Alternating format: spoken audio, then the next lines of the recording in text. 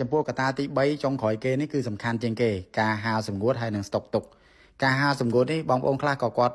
ដោះស្រាយបងប្អូនខ្លះក៏ខ្ជិលដោះស្រាយព្រោះដោយសារដល់ពេលដែលដោះស្រាយគឺត្រូវការប្រើលុយថាធ្វើមិនកុំឲ្យសាច់ញាតិយើងជូរការឆ្លើយបានឆ្លើយទៅតាមបទពិសោធន៍បញ្ហាដែលយើងធ្លាប់ជួបយើងដោះស្រាយយើងរៀនបានណាគឺយើងប្រាប់បានប៉ុន្តែបើថាឲ្យចេះទាំងអស់ហ្មងចេះមិនអស់ទេបងប្អូនហើយការឆ្លើយខ្លះខ្ញុំដឹងហ្មងពេលដែលឆ្លើយប្រាប់ទៅជួនកាលបងប្អូនខ្លះក៏ថាទៀតវាមិនតែអាណាទៅបង្ហាញឆ្នាំងបាយយើងទាំងអស់អញ្ចឹងទេក៏ពិតគ្មានអីអាចកំបាំងទេបងប្អូនគិតថាអាចរៀនបានក៏រៀនបងប្អូនគិតថាខ្ញុំមិនឆ្លើយការពិតក៏មិនការពិតទៅសម្រាប់បញ្ហាដែលខ្ញុំរៀនបានពីសាច់ញាតិឡើងជូរនេះខ្ញុំបែងចែកជា3ទី1អំពីវាអាចមកពីកត្តាគ្រឿងទី2ដំណើរការនៃការធ្វើហើយទី3សំខាន់ជាងគេនោះហាលសម្ងួតហើយនឹងស្តុកទុកសម្រាប់បញ្ហាគ្រឿងនេះខ្ញុំរាប់ចាប់តាំងពីគ្រឿងផ្សំដែលខ្ញុំប្រើណាមានតាំងរំដេងម្ទេសស្ករត្នោតសុទ្ធសឹងតែជាកត្តាដែលអាចថាបដាលឲ្យជូររំដេងដែលខ្ញុំប្រើខ្ញុំកិនឲ្យម៉ត់ប៉ុន្តែខ្ញុំប្រើនេះគឺខ្ញុំប្រើរំដេងចាស់អត់ប្រើខ្ចីទេពេលតែខ្ចីយើងកិនឲ្យម៉ត់អញ្ចឹងទៅវាមានជាតិទឹកខ្ញុំបារម្ភខ្លាចវាជូរមកពីអាហ្នឹងដែរមួយទៀតតកតងស្ករត្នោតខ្មែររបស់យើងវាស្ករត្នោតធម្មជាតិវាឆ្ងាញ់ហើយបងប្អូនប៉ុន្តែជួនកាលកុំភ្លេចភ្លក់មើលផងចុងឆ្នាំអីទៅវាជូរឡើងពពុះឡើងយំអីទៅអាហ្នឹងជាបញ្ហាហើយមួយទៀតបើរឿងបងប្អូនប្រឡាក់ដាក់ម្ទេសនេះជួនកាលម្ទេសកិនទុកកិនអីម្ដេងដូចគ្នាកិនទុកជួនកាលវាអាចជូរបដាលផ្អូមមកវាច្រេញពីអាហ្នឹងដែរអញ្ចឹងកត្តាវាមានតែប៉ុណ្្នឹងខ្ញុំអត់និយាយរឿងការប្រើថ្នាំឬមិនប្រើថ្នាំអីទេខ្ញុំនិយាយតែពីបែបបត់បែបធម្មជាតិមកដល់កត្តាទី2នេះក៏សំខាន់ដែរគឺដំណើរការក្នុងការធ្វើដំណើរការធ្វើនេះខ្ញុំរាប់ចាប់តាំងពីការភ្លះកាត់កាប់ទៅភ្លះបងប្អូនដឹងហើយថាយើងភ្លះទៅតាមប្រភេទសាច់ទៅតាមការចង់បានរបស់ភ្ញៀវប៉ុន្តែភ្លះមិនស្រួលអាខាងក្នុងនេះជាពិសេសសវ៉ាមូលនេះខាងក្នុងអត់ដល់ទេអត់ដល់គ្រឿងតែម្ដងអញ្ចឹងភ្លះនេះគឺត្រូវដឹងដែរថាយើងគួរតែធ្វើបែបណា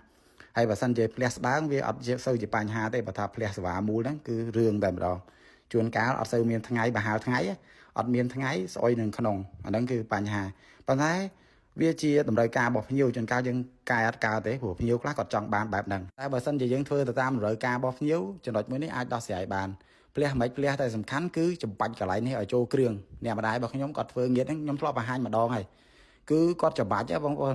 វីដេអូនេះធ្លាប់បង្ហាញបងប្អូនកាលពី2ឆ្នាំមុនចំបាច់តតែអស់ជាតិគ្រឿងហ្មងសាច់ឡើងទុនចូលគ្រឿងឡើងស្ងួតឡើងទុនសាច់តែម្ដងចឹងហើយគឺគ្រឿងវាចូលហើយបងបីជាយើងភ្លះបែបណាសាច់រៀងធំបន្តិចមែនប៉ុន្តែយើងចំបាច់ទេវាចូលគ្រឿងចឹងវាចូលសពគ្រឿងដល់ក្នុងទៅវាជាកត្តាមួយដែរហើយសម្រាប់ការច្បាច់អីហ្នឹងអាហ្នឹងជារឿងមួយហើយប៉ុន្តែនៅពេលដែលយើងផ្អាប់គ្រឿងនេះគឺ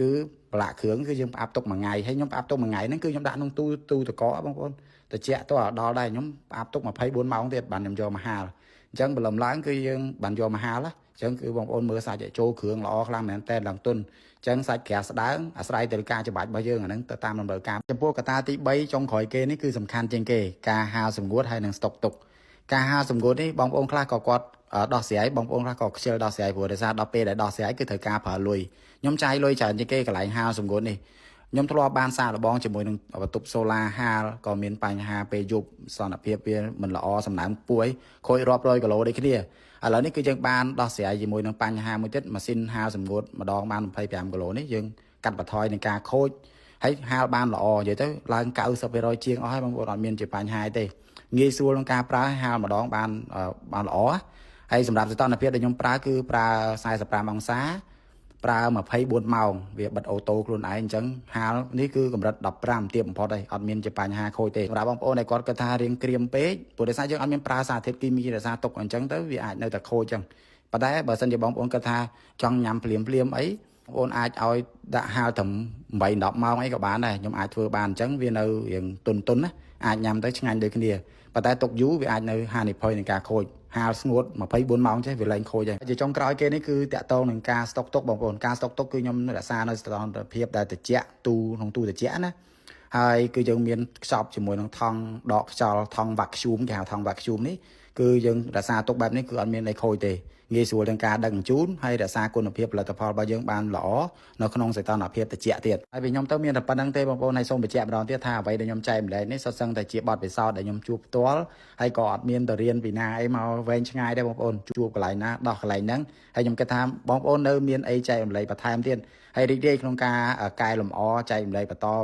ចែកម្លែកបន្ថែមពីបងប្អូនទាំងអស់គ្នាបើសិនជាបងប្អូនចូលចិត្តវីដេអូនេះកុំភ្លេច like share ម្នាក់មួយផងដើម្បីជាកម្លាំងចិត្តបន្តទៀតក្នុងការចែកម្លែកបទពិសោធន៍ក្នុងការដែលយើងជួបណាអញ្ចឹងអរគុណច្រើនតាំងពីចេះធ្វើងៀតកបីមកបងប្អូនទើបតែវគ្គនេះទេហ៊ានទិញធ្វើច្រើនអញ្ចឹងដោយសារសាច់ឡើងថ្លាសាច់ស្ងួតសាច់ហាប់សាច់ណែននេះកម្រកំងបានសាច់កបីអញ្ចេះតើតែកបីឡើងកបងប្អូនហើយកន្លែងដែលខ្ញុំទៅទិញនេះគឺគាត់មិនមែនជាអ្នកអាជីពកាប់កបីទេគាត់ជាអ្នកកាប់គោអញ្ចឹងតើតាហ៊ានកំងគាត់ជាពិសេសគាត់ថាបើសិនជាចង់បានសាច់ល្អតើតាឯងជួយយកបងច្រើនបងអត់មានមកផ្សេងច្រើនទេអញ្ចឹងខ្លួនឯងជួយយកច្រើនបងកាប់កបីធំឲ្យមានណាបងប្អូនវគ្គនេះកាប់កបីធំឲ្យអត់ខកម្ដងទៀតសាច់បងប្អូននេះគាត់ថាឃើញដឹងរសជាតិហើយនិយាយថាឆ្ងាញ់វាឆ្ងាញ់ពេកសាច់នេះឡើងស្រស់ឡើងថ្លាហ្មងហើយសាច់ដែលខ្ញុំធ្វើងៀតបងប្អូនមិនបាច់បារម្ភទេខ្ញុំធានាជូនហ្មងងៀតកបីនេះខ្ញុំអត់ដែលលក់សាច់ទេតើតែកំងមកធ្វើងៀតបានខ្ញុំលក់ឲ្យបើសាច់គោដូចគ្នាកំងសាច់ភ្លៅសិតសាច់លេខ1ហើយអត់មាននិយាយទៅយកមកគាត់ជាមកស្អាតអញ្ចឹងមិនខ្ញុំយកហាន់អត់មានតែសាយទេនិយាយទៅបងប្អូនយកទៅញ៉ាំឆ្ងាញ់មានជាតិហ្មងសម្រាប់សាច់កបីនេះសម្រាប់សាច់ដែលបងប្អូនកំពុងតែឃើញវះងៀតនៅក្នុងវីដេអូដំបូងគេថ្មីស្រស់មុនគេនេះគឺខ្ញុំប្រឡាក់រសជាតិហឹលបងប្អូនដោយសារតែវគ្គមុនណានិយាយទៅគឺបងប្អូនគាត់ទិញទៅគាត់ថាហឹលតិចហឹលខ្លាំងហឹលខ្លាំងឆ្ងាញ់ជាងគេខ្ញុំយល់ថាហឹលឆ្ងាញ់ជាងគេប៉ុន្តែបើបងប្អូនប្រាប់ថាហឹលខ្លាំងខ្ញុំរៀបចំហឹលខ្លាំងឲ្យដោយសារតែហឹលខ្លាំងនេះបើបងប្អូនដែលយកទៅញ៉ាំជាមួយនឹងជាញ៉ាំជាមួយជ្រក់អាំងឲ្យដំទួញ៉ាំឆ្ងាញ់ហ្មងនិយាយទៅខ្ញុំក៏ចូលចិត្តបែបនេះដែរប៉ុន្តែជាទូទៅយើងមិនអាចធ្វើរសជាតិចឹងមួយបានទេតែបងប្អូនអាចជ្រើសរើសបានដោយសាច់ចឹងបើសិនជាខ្ញុំផ្ទាល់ហ្មងនេះវគ្គហាលត្រឹមស្ងួត 60% នេះខ្ញុំចូលចិត្តនិយាយទៅចូលចិត្តខ្លាំងប៉ុន្តែឲ្យខ្ញុំធ្វើអញ្ចឹងហ្មងអត់ទេបើតែបងប្អូនកំងអញ្ចឹងបងប្អូនដែលចូលចិត្តអញ្ចឹងប្រាប់មុនមកខ្ញុំរៀបចំអញ្ចឹងឲ្យព្រោះដោយសារសាច់ដែលយើងហាលមកសពបនេះបើសិនជាអាំងភ្លាមចេះជាតិហ្មងប៉ុន្តែបើយើងទុកយូរអត់ប្រើថ្នាំប្រើអីគឺទុកអត់បានយូរទេសាច់ចេះអញ្ចឹងអត់គឺយើងត្រូវសម្រាប់ចិត្តហាលតតែកម្រិតស្ងួត10 20ចេះ15 20អញ្ចឹងបានល្អទុកលែងខ្វល់រឿងជូររឿងខូចឲ្យរសជាតិថេហ្មងសម្រាប់សាច់បែបនេះបងប្អូនដែលគាត់ចូលចិត្តសាច់ងៀតហើយគាត់ឃើញសាច់បែបនេះគាត់យកទៅអាំងញ៉ាំជាមួយជ្រក់ដំតិចឆ្ងាញ់បងប្អូនយកទៅខ្ញុំប្រាប់របៀបថាកុំភ្លេចដំហើយបេះក៏បានកាត់ក៏បានដែរឆ្ងាញ់ខ្លាំងសម្រាប់សាច់ហើយបបមកអំពីសាច់ងៀតរបស់យើងវិញសម្រាប់ខែកញ្ញានេះនៅក្នុងខែកញ្ញានេះសម្រាប់បងប្អូនដែលគាត់ត្រូវការងៀតមិនថាងៀតគោងៀតកបីទេគឺយើងមានធ្វើវគ្គថ្មីប្រចាំសប្តាហ៍តែម្ដងហើយការវេចខ្ចប់មួយកញ្ចប់កន្លះគីឡូរាល់ការកំងកន្លះគីឡូគឺមានថែមជ្រក់មួយសាច់មួយហើយជ្រក់ឥឡូវរហូតដល់3ជម្រើសយើងមានជ្រក់តកួនជ្រក់ល្ហុងហើយថែមជាមួយនឹងជ្រក់ឆៃថាវនេះទៀតជ្រក់ឆៃថាវនេះពីមុនថែមតែមួយជ្រូកខ្វៃទេឥឡូវថែមជាមួយងៀតគោទៀតសម្រាប់បងប្អូនដែលកំង1គីឡូគឺបានជ្រក់2មុខបងប្អូនជ្រើសយកជ្រក់មួយណាក៏បានដែរនិយាយទៅតាមចំណង់ចំណូលចិត្តរបស់បងប្អូនទាំងអស់គ្នាហើយសម្រាប់បងប្អូនដែលគាត់នៅភ្នំពេញកំងភ្លាមដឹកជូនភ្លាមសម្រាប់បងប្អូននៅខេត្តក៏អាចកំងបានដែរខ្ញុំបើសិនជាមានជ្រក់មានអីច្រើនខ្ញុំរៀបចំកេសស្នោតកកជូនបងប្អូនទៀតអរគុណច្រើនជួបគ្នានៅវីដេអូក្រោយ